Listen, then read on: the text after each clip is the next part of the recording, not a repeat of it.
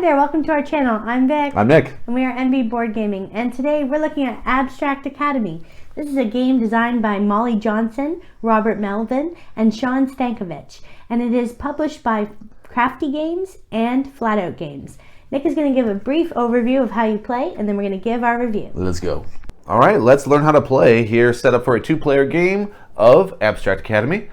So we're going to start the game with 3 cards. Each player will have 3 cards. And you're going to determine who the teacher's pet is. They're going to be the first player, and they're also going to decide ties. If you were to tie in the game, you would exchange it to the other player. So you get to use it one time, and then it goes on to the next player. So in the very first round, we have a little cheat sheet here, a little player reference card. In the first round, we're going to go ahead and do color theory. So that means 1 assignment per each color. So we'll go ahead and reveal the top 3 cards here. And these are public objectives that we're going for. 3 points if you have the most blue areas with only 1 quadrant. 3 points if you have the most yellow areas. And 3 points if you have the largest red area. So keeping that in mind, we also have every single round, we're going to have 1 inspiration card a player. So we're going to deal these out. And that's a little hidden objective that we have for ourselves. So now we have a few things to keep in mind. I want to build these stairs as well. It'll give me 2 points if I have it of the same color, this little stair right here. So how you play. We're building out a 4x4 grid. It's a shared grid. You're going to play a single card from your hand. You can do it landscape or portrait. Your choice, but then all the players will have to follow after you do that. So if I do landscape this way, well, it'll look portrait to you, but the way I'm faced, it's landscape. If I do it this direction, I can do that, and nothing's established yet. So my opponent can play any orthogonal adjacent card. They can play wherever they want. They could play on this side even. We're building on a 4x4 grid, so we can keep doing this until we have the parameters set. So now we know we can't build out either of these directions because we already have 4 cards. But on your turn, you're just placing a card and drawing a card.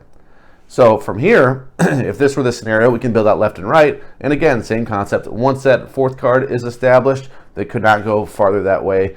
It has to be a 4x4 grid. You cannot, once this is established here, which is they have what's called a home base, a home area, and that's the very row closest to the player. So if I were sitting here and my opponent were sitting here, I could not play in this row, and they could not play in this row. And here is more of a neutral area where we could mess with each other, because what's going to score are the 2 rows here that are closest to you. We do not score anything over here. So we can mess with your opponent a little bit in that you can play in their scoring area, but you cannot ever play in their home area once that is established. So we're going to go back and forth playing these and see who gets the most points on these objectives here.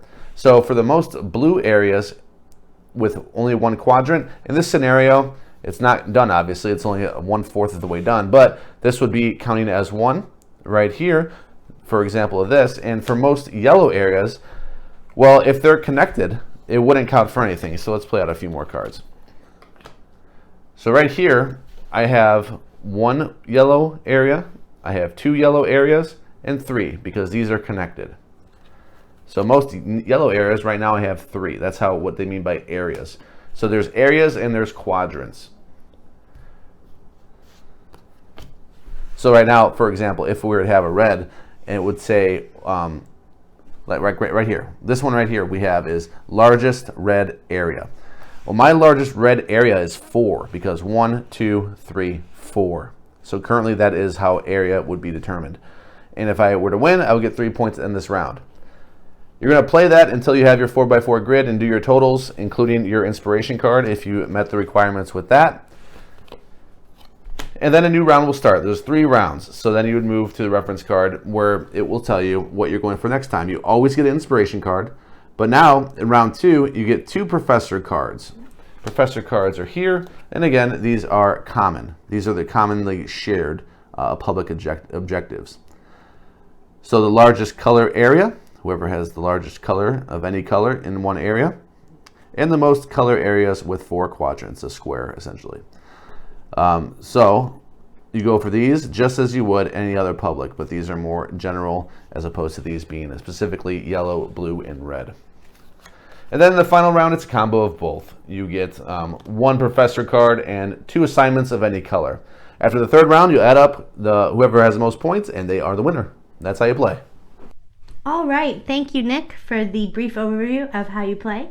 If that game sounded interesting to you, this is a game that comes in for under $10, and you can get a free promo if you buy the game directly from abstractacademygame.com. We'll put the link in our YouTube video description so you can check it out. Yeah. So I guess we'll proceed with our thoughts on this game. We will preface it by saying that this was sent to us by the publisher. So we were given this game to review. And, we do like these quick little 2-player card games already. We're kind of, already, what is the word? Predisposed to liking it? Yeah. So we're already into that kind of thing because it's just 2 of us mainly playing a lot of the time. We do play with others, but that is our main play style. So I guess I could start with, what were your first impressions of this game? Or did you have any first thoughts or in the first few times we played it? Because we played it, I guess, over 4 times now. Just 2-player only. We haven't played the 4-player variant. We saw there was one, but we haven't got to get that to the table. First impression, well, there's 2. There's a good and a bad. There's a good in that these assignment cards, all these cards here, and the idea of them, the way they look, it looks so good. Yeah. And the bad thing to me, these cards, when I first saw them, I did not like these cards. I did not like the way they looked.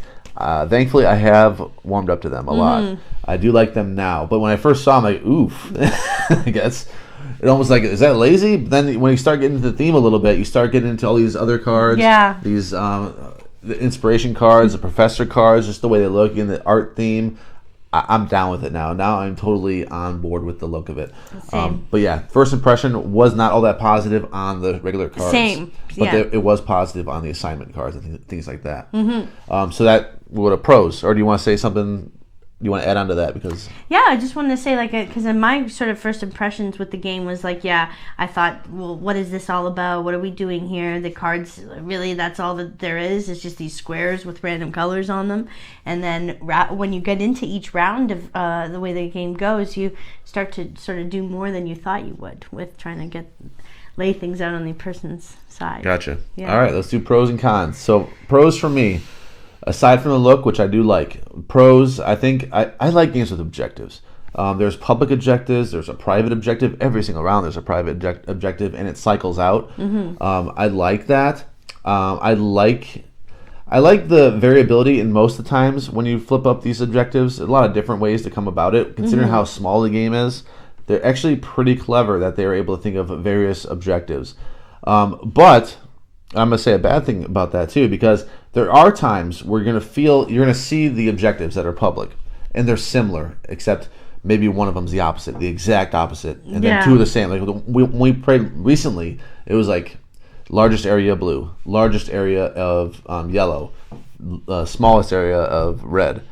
And you see that, and it's like, that's kind of like really boring. So it's not really negative, because you can easily just say with your opponent, you want to switch that one out, switch it out. Yeah. But when you see that kind of like, that sucks the wind out of it. Like, that's really boring. That's going to be a whole round of just kind of really straightforward gameplay. But like I said, you can just switch it out, do a different one. Like, okay, now we're going to change it up. It's going to be this one instead, because I don't like that. So I do like how they're doing a lot with the little. And that's my pros. What you got, Vic? Yeah, I mean, under $10, little game. It's not. It doesn't take up a lot of real estate. You can bring it out. Playing you and I think a big pro for me is the speed of the game. It really is snappy turns. You're just putting something down, and if you're like me, which I don't think you're supposed to be doing, you put one down, you're like, oh, never mind. And try out different things, because you're trying to visualize like how it's all going to come together with the inspiration that you have. Because some of them are kind of unique, like a stairs or a zigzag pattern. You're doing all different shapes, and you're just hoping you got that. I think that a big pro of it is that there is, like you said, a lot that goes into the little box, and I like the objectives as well. I'm big on those.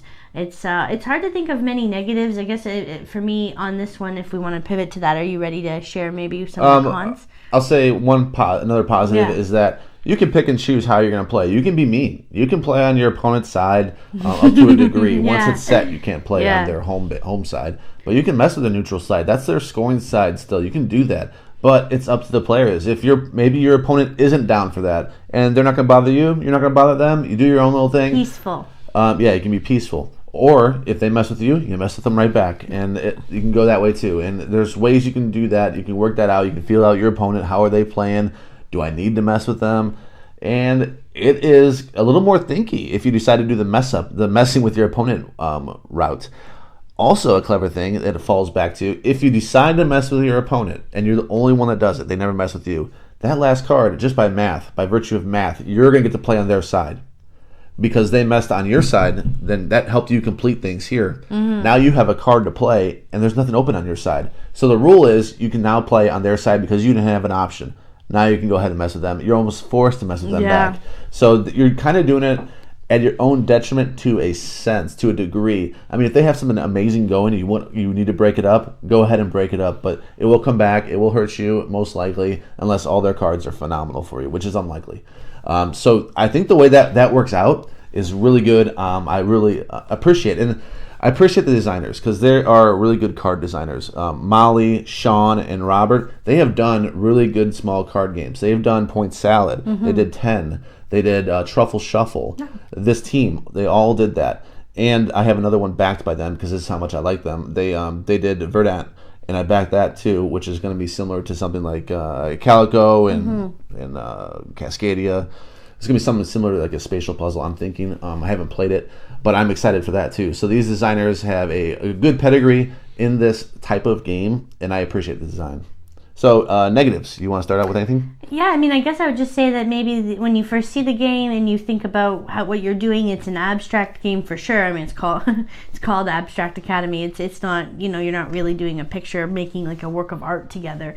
So I guess I'm not sure about how much of that will attract people that love themes. Obviously, if you love a theme, then this game doesn't really have a strong theme to it. I don't know if you agree, but they try to put some little things about teachers' pets and inspirations, and they use terms, but it does seem like what you're doing physically is not strong on a theme. Right. Depends how you interpret theme, because it is heavy in art.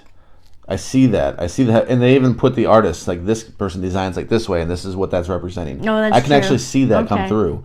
But yeah, when you're playing cards that are just 3 colors, what kind of theme do you want? How can it be any better than this? This is going to be the best you can do with this type of thing. The best. Can't see another way to do it any better. Yeah, and I guess I'm just stretching to find things because for what this game is, for me, I guess I could give my score at this time because I don't have many cons, but maybe I'll wait for you to... Cons.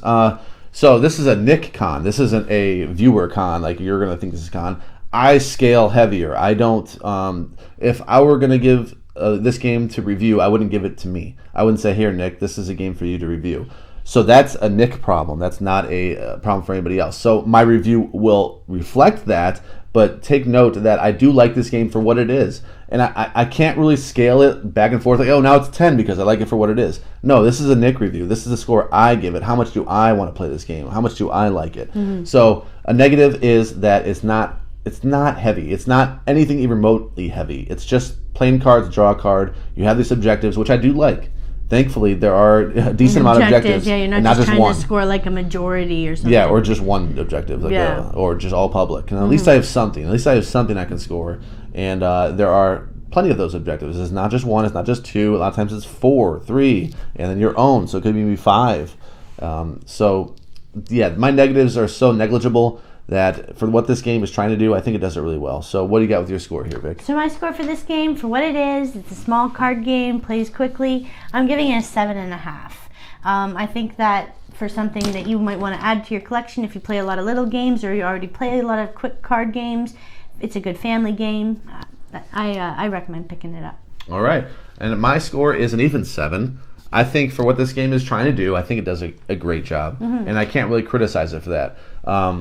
I enjoyed my plays of it. I really did. So if I enjoy this game, I think people that like those little small games, maybe not like Point Salad. Let's think of another small little game. Like even that Herbaceous game is kind of like that. Yeah, it's not.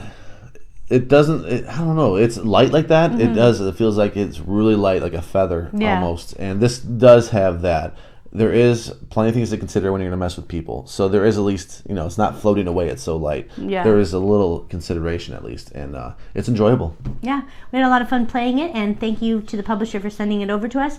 Again, you can check out the game at abstractacademygame.com. Get a free promo. It's under $10. Add it to your collection. And thank you so much for joining us. We hope you enjoyed this video. If you did, please click the like, thumbs up, and subscribe to our channel for more great videos. We'll see you next time. Bye. Bye.